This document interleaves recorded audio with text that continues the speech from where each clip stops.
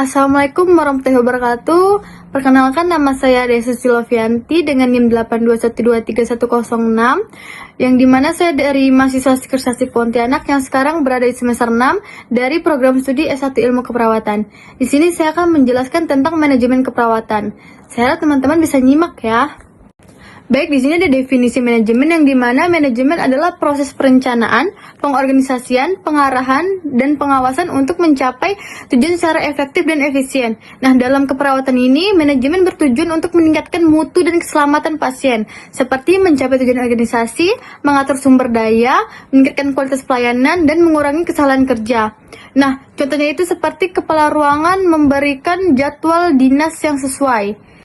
Nah, selanjutnya itu ada peran manajer yang dimana terbagi menjadi 3. Ada interpersonal, informasional, dan desisional. Nah, untuk interpersonal ini yaitu memimpin dan memotivasi staf. Contohnya itu seperti memberi semangat kepada perawat yang lain. Terus yang kedua ada informasional yang dimana menyampaikan informasi. Contohnya itu seperti kepala ruangan menjelaskan SOP baru kepada perawat yang lain. Terus yang ketiga ada desisional yang dimana mengambil keputusan. Yang dimana kepala ruangan sini menentukan prioritas pasien darurat yang mana yang harus dilakukan tindakan terlebih dahulu. Nah, selanjutnya juga ada fungsi manajemen yang dimana dibagi menjadi 4, yaitu ada planning, organizing, executing, controlling.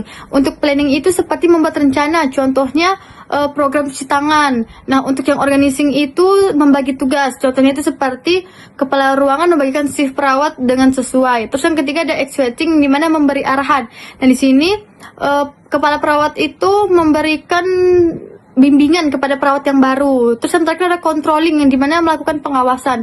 Contohnya itu memeriksa dokumentasi apakah sesuai dengan SOP yang telah dilakukan. Terus ada juga prinsip manajemen yang dimana ada 7, yaitu ada pembagian kerja, disiplin, wewenang dan tanggung jawab, kesatuan perintah, kepentingan bersama, kerjasama tim, dan stabilitas pegawai. Nah, yang pertama itu ada pembagian kerja yang dimana contohnya itu seperti perawat memberikan obat yang sesuai. Terus disiplin yang dimana datang dengan tepat waktu. Terus ada wewenang tanggung jawab di mana kepala ruangan ini membuat jadwal dari shift pagi, shift sore, dan shift malam.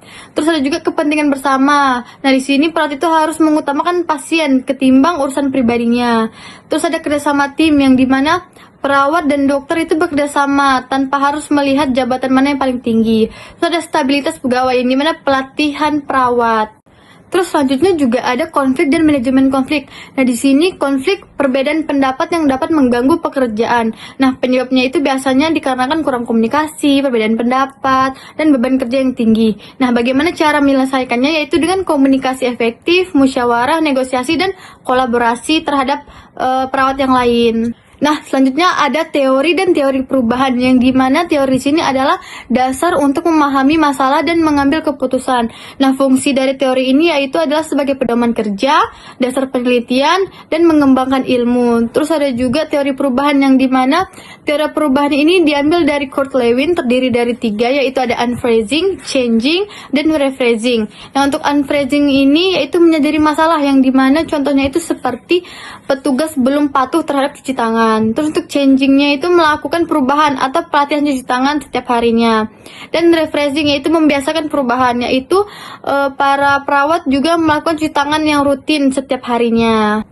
Nah, di sini juga ada mutu pelayanan kesehatan dan manajemen asuhan keperawatan. Nah, untuk mutu pelayanan kesehatan itu yang dimana pelayanan yang memenuhi standar dan kebutuhan pasien, indikator mutu. Contohnya itu seperti kepuasan pasien, keselamatan pasien, ketepatan pemberian obat, kecepatan pelayanan, dan kebersihan lingkungan.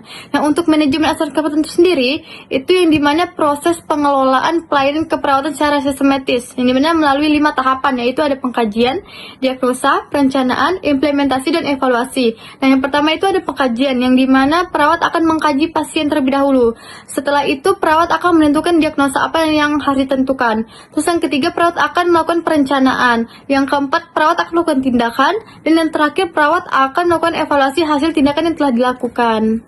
Nah, di sini juga ada metode asuhan dan interpersonal pasien safety goals atau IPSG. Nah, di sini metode asuhan itu terdiri dari 4, yang dimana ada metode fungsional, metode tim, metode primer, dan metode kasus. Nah, untuk contohnya itu metode fungsional itu seperti satu perawat memberi obat, satu perawatnya itu memandikan pasien. Terus untuk yang tim itu yang dimana perawat ini bekerja secara kelompok, yang dimana tim itu merawat satu ruangan, yang mungkin di satu ruangan itu ada lebih dari 2 atau 3 pasien.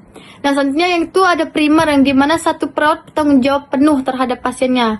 Nah, contohnya itu seperti memantau kesehatan pasien dari pasien itu datang hingga pasien itu pulang. Yang terakhir ada kasus yang dimana perawat itu hanya fokus terhadap satu pasien. Contohnya itu perawat yang di ruangan ICU. Nah, selanjutnya yaitu ada International Patient Safety Goals atau IPSG, yang dimana bertujuan untuk meningkatkan keselamatan pasien. Nah, yang di sini terdapat 6 sasaran keselamatan pasien. Yang pertama itu ada identifikasi pasien dengan benar, komunikasi efektif, keamanan penggunaan obat, tepat pasien, lokasi dan prosedur operasi, mengurangi risiko infeksi, dan mengurangi risiko pasien yang jatuh. Nah, jadi di sini manajemen keperawatan itu sangat berperan penting dalam meningkatkan kualitas pelayanan dan keselamatan pasien dengan melalui penerapan fungsi manajemen, pengelolaan konflik, peningkatan mutu, asuhan keperawatan, dan serta penerapan IPSG. Nah, jadi sumber materi yang saya ambil tadi itu berasal dari buku-buku manajemen keperawatan yang digunakan secara luas dalam pendidikan keperawatan, yaitu seperti Marquez dan Huston, Sullivan, Pater and Perry, serta standar keselamatan pasien dari JCI. Mungkin itu saja yang bisa saya sampaikan. Kurang lebihnya saya mohon maaf jika ada salah kata. Wassalamualaikum warahmatullahi wabarakatuh.